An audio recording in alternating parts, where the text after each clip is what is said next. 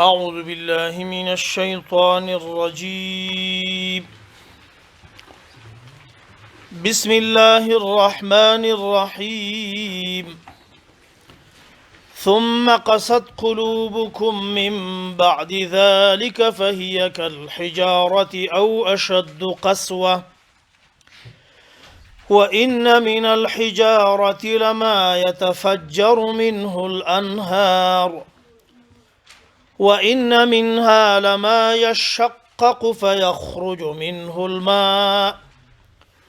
وإن منها لما يهبط من خشية الله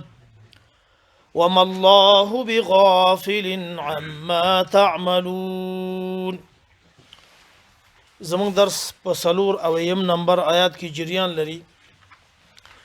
د دې لوستل شوي آیات تحت لفظي ترجمه ده ثم قست قلوبكم.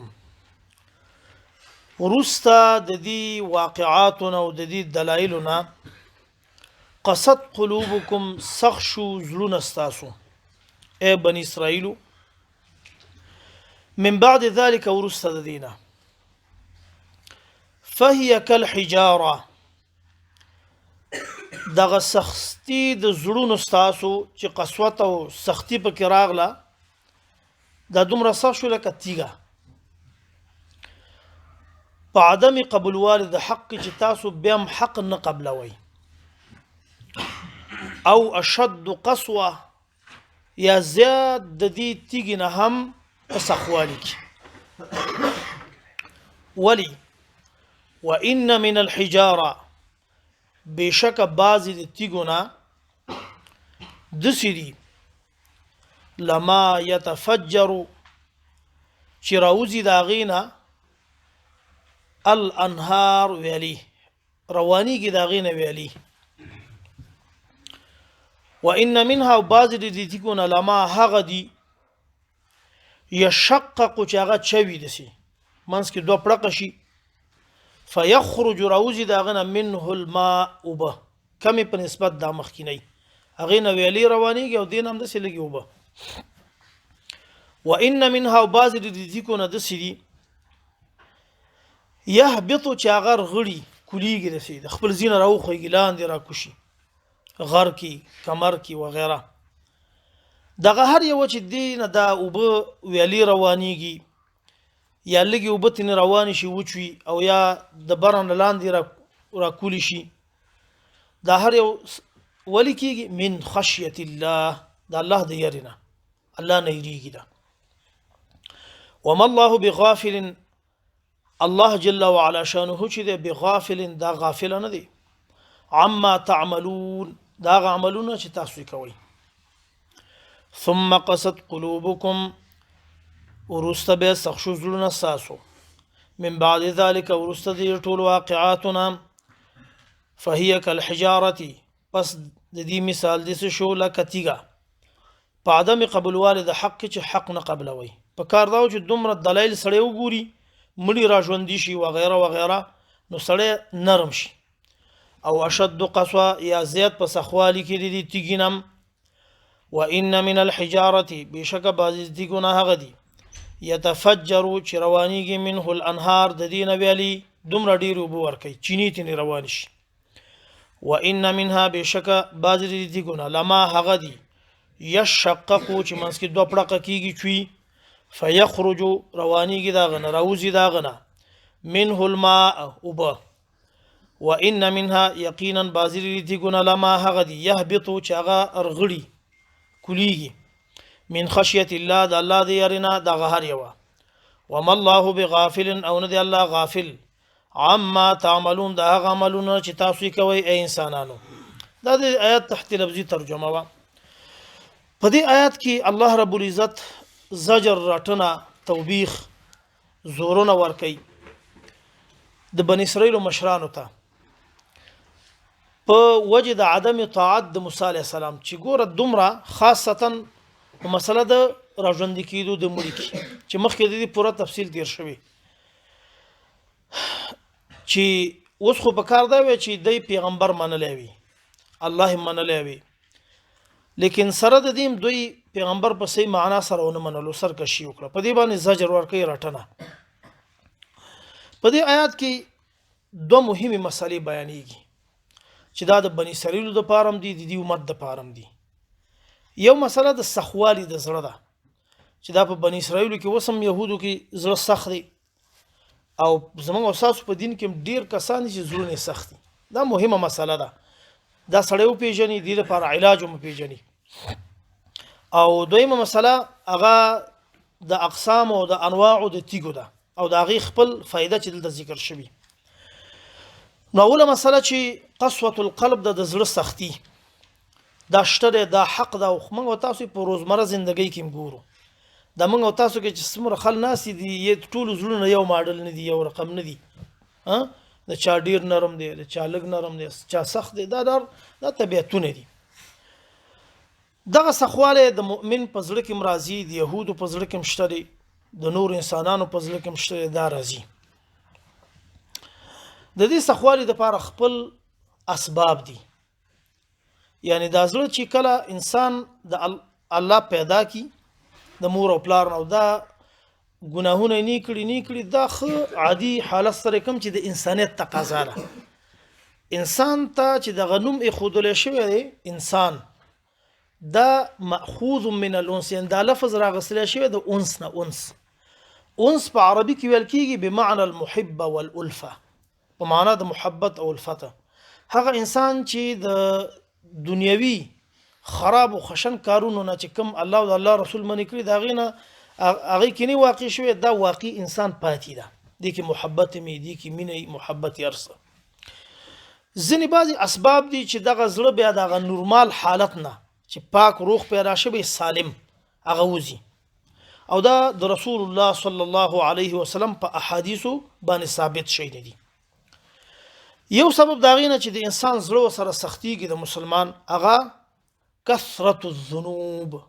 ډیر ګناهونو ته رسیدګي کول چې دا ګناه ګور او ځان پکې شریکي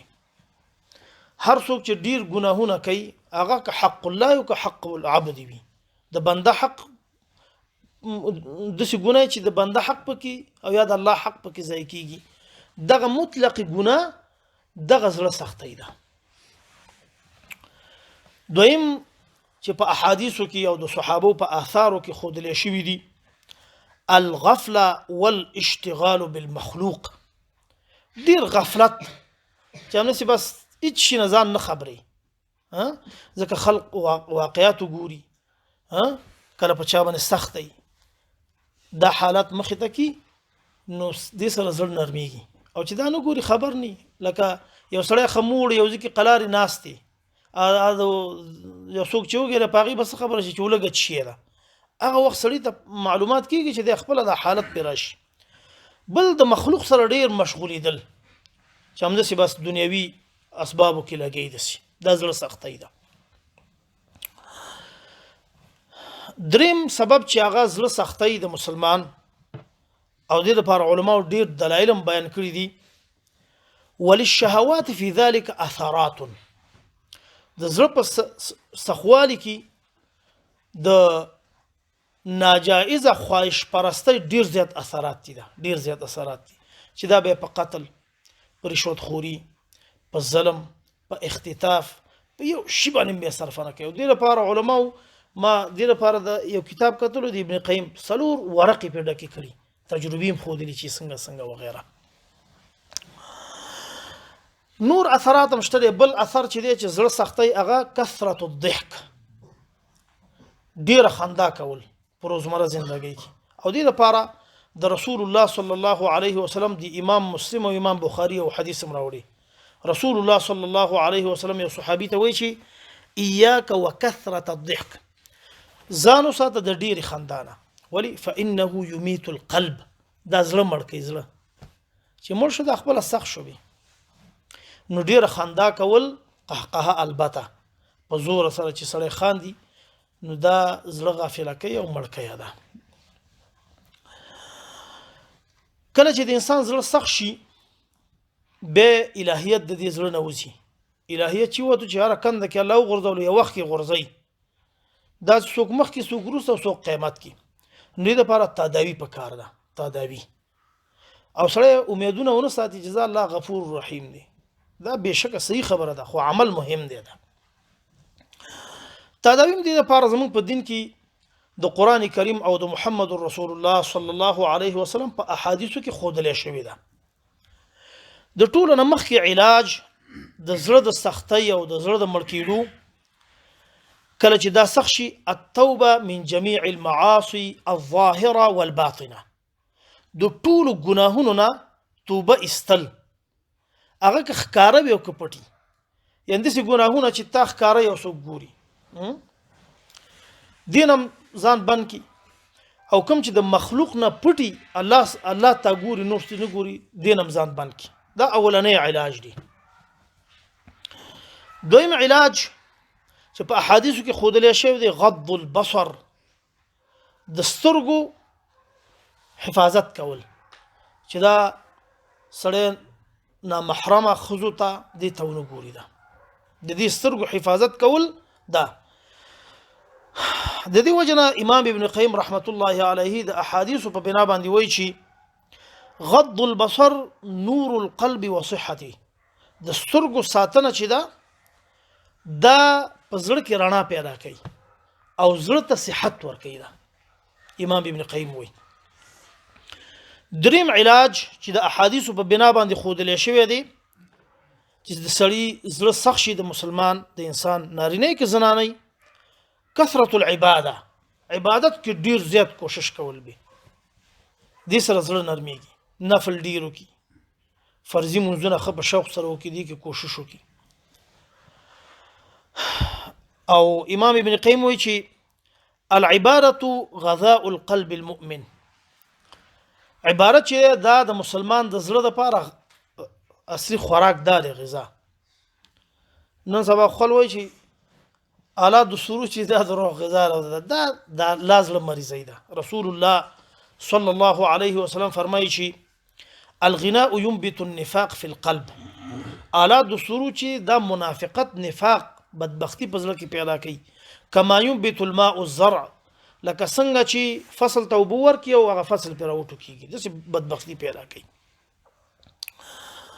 څلورم علاج چې د انسان زړه سخت شي هغه کثرت ذکر الله د الله ذکر ډیر کول سبحان الله الحمدلله وغیره وغیره او دې لپاره د رسول الله صلی الله علیه وسلم احادیث دي رسول الله صلی الله علیه وسلم فرمایي چې مثل الذي يذكر ربه مثال د هغه انسان چې هغه رب یادوي والذي لا يذكر هغه انسان چې رب نه یادوي د دواړو اولنی او درستنی مثال دسې دی مثل الحي والميت په مثال د ژوندۍ او د مړي دی نو چې انسان ټول پیغمبر ته ټول مړی ویلی دی نو دې کې دا یو عضو په مړي کې راځي ده دې باره کې د رسول الله صلی الله علیه وسلم یو بل حدیث هم دی ده چې دا یو بل علاج هم دی او سره د دې ذکر فضیلت هم دی چې دا زړه ښه کوي ډېرې دنیاوي خبرې هم چې دی دا زړه سختوي چې همداسې لګي او ګړبېږي سړی همداسې دا او دا حدیث ترمذي شریف کې دی رسول الله صلی الله علیه وسلم فرمایي چې لا تکثروا الكلام تاسو خبرې ډېرې زیاتوئ ما دا اوس چې موږ په افغانستان کې په سیاسي معاملو کې څومره خبرې زیاتېږي معامله هم سختېږي ده ګوره د رسول الله خبرې دي تاسو خبرې مه زیاتوئ بغیر ذکر الله د الله د ذکر نه ما سوا ضرورت په بنا باندې خبرې کوئ ولی فإن كثرة الكلام یقینا ډیرواله د خبرو چې دنیوي چې هم نسې لګي بغیر د الله د ذکر نه دا چې دی قسوة القلب دا سختی په زړه کې راولي بې فایدې خبرې چې هم نسې لګي او بس سات تیری شین چې تناس یا شروع دی اچولي یا نور تناس دی بیا رسول الله وایي چې وإن أبعد الناس إلى الله یقینا ډیر لري د الله په نسبت باندې د انسانانو نه هغه انسانان دي القلب القاسي چې دا غزل سختي ورته حدیث کې علت مخودلو او بیت دعا مخودله چې زړه سره سختي کې ډیر خبرو سره الهي خبرو سره او بیت علاج مخودلو چې د الله ذکر سره بل د زړه علاج چې دی هغه قرات د قران کریم د بعضی آیاتونو چې دا خاص د زړه په باره کې راغلي دي او بعضی دعاګانې چې رسول الله ویلي دي لکه په سوره آل عمران کې دریمه سپاره کې او آیات دا به سره ډیر وي ربنا لا تزغ قلوبنا ربنا لا تزغ قلوبنا بعد اذ هديتنا وهب لنا من لدنك رحمه انك انت الوهاب دا سره ځان سره وي ربنا زمن ربا لا تزغ قلوبنا زمون زلونه ونو خیادسي بعد اذ هديتنا ورست داغنا چې مونږ ته هدایت شي لکه مونږ تاسو ته هدایت شي اوس مسلمانان دي زلمونو خوېږي وهب لنا من لدنك رحمه او بخي مونږ ته خپل رحمت دا سړی ډیر ربنا لا تزغ قلوبنا بعد اذ هديتنا وهب لنا من لدنك رحمه انك انت الوهاب دا رنګ یو دعا دی لپاره رسول الله صلی الله علیه وسلم خودلی دا سړی یاد کیده ځکه دا زړونه نه سخت شوي دي نن چې مسلمانان په خپل کې په مصیبتونو کې اخته دي همدغه وجه ده چې د ذکر پرې خېدي اللهم مصرف القلوب صرف قلوبنا على طاعتك يا مقلب القلوب ثبت قلبي على دينك اے د زړونو ګرځونکیا زمون زړونه په خپل طاعت باندې وګرځي سره پښتو کې ویل شي دری کې ویل شي پار ژبه کې الله پار ژبه باندې پوي اے د زړونو اړونکیا زمون زړه ثابت کې ثابت قدمه کې د ستاپ طاعت باندې ستا دین باندې دا دوه دعاګانې هم علاج دي شپږم علاج چې رسول الله صلی الله علیه وسلم خودلې دی هغه ډیر د قران کریم تلاوت او دې لپاره تقریبا ما ته چې معلوم دي دیش احادیث تقریبا ما ته معلوم دي پدې کې چې د قران کریم تلاوت سره زړه ډیر نرميږي دا ډیر زیات نرميږي دا غنه دوه تاسو سره رسول الله صلى الله عليه وسلم فرمایي شي ان القلوب تصدع یقینا زړونه چې دا زنګ نسی دا کما يصدع الحديد لکه څنګه چې وسپنه زنګ نسی رسول الله صلى الله عليه وسلم چې دا خبر وکړه یو صحابي د رسول الله نه پوښتنه کوي قيل وما جلاؤها يا رسول الله د دې بیت الثقل او صفاواله چې بیت تازه شي دا به چی کیږي رسول الله وتعالى كثرة ذكر الموت وتلاوة القرآن الكريم مرګ ډیر یادول په حقيقي معنی او هغه ته تیاری کول او د قران کریم تلاوت په ډیر کثرت سره امام ابن قیم رحمت الله علیه د حدیثنا لاندې لیکي شي القرآن متضمن لأدوية القلب وعلاجه من كل أمراض قرآن کریم دا وی زموار دی زموار متضمن سمانه زموار دی د دوا د قلب د زړه چې زړه دې سره شي تداوی شي او د دې علاج شي د ټولو امراضونه وم شي چې هغه سره زړه نرميږي احادیث کې راغلي دي او قسوت نیوزي هغه التصدق بالمال الحلال في وجوه الخير چې دا د احادیثونو راوتلي په خیر کارونو کې خپل هغه پاک مال چې تا ګټلې حلال هغه صدقه کول چې ته د دین کوم ضرورتي وته مسلمانان ضرورتي نور زيني په دې د خیر په کارونو کې خپل مال ولري دې سره د انسان زړه نرميږي دا او دا یو مهمه مسله ده ځکه زړه کله چې زړه نرم شي او الله سره برابر شي دا الله ته صحیح رجوع کون کې شي ټول اندامونه به داغي مطابق چلیږي رسول الله صلی الله علیه وسلم فرمایي شي الا ان فی الجسد مضغه خبردار د انسان په بدن کې یو ټوټه د غوخه ده اذا صلحت کله چې دا اصلاح شي صلح الجسد كله طول بدن دې سره اصلاح کیږي به رسول الله صحابي ته وی الا وهي القلب خبردار د ازره دي نن چې زموږ د لاسونو غلط شي نو د لاسونو اچي غلط و غیره سترګې مامدسي دا چیرې چې دغه اصلي ماشين مرکز خراب دي نو دا مرکز په دې شینو سره سميږي عبارات ته بعد موږ تاسو ډیر رجوع کو صحیح ده کنه دعا وکي یا الله زمو زړونه ستا طاعت برابر کې استاد دي زمو زړونه کې چې کم مرزونه دي کاغه ظاهري مرزونه دي او باطینی دي الله کوم معنوي دي زمو زړونه یا الله روح کی هغه زړونه موږ ترا کې چې هغه منيبي حق قبلې په هر ساحه کې یا الله یا الله زمو زړونه بدبختی شقاوت بغض کینه بيدینی یا الله ټول وباسي زموږ د اولادونو زړونه وباسي زموږ د بیبيانو نه ټول نه یا الله په موږ باندې رحم وکي زموږ په اولادونو رحم وکي زموږ د جماعت اعمال باندې آباد کړي څومره د خلوصيږي د حفاظت وکي یا الله دین سره مینا پیدا کړي جماعت سره مینا پیدا کړي عبادتونو سره مینا پیدا کړي په موږ باندې رحم وکي صلی الله علیه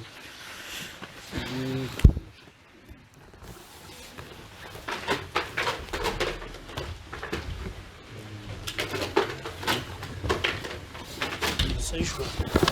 وای وای وای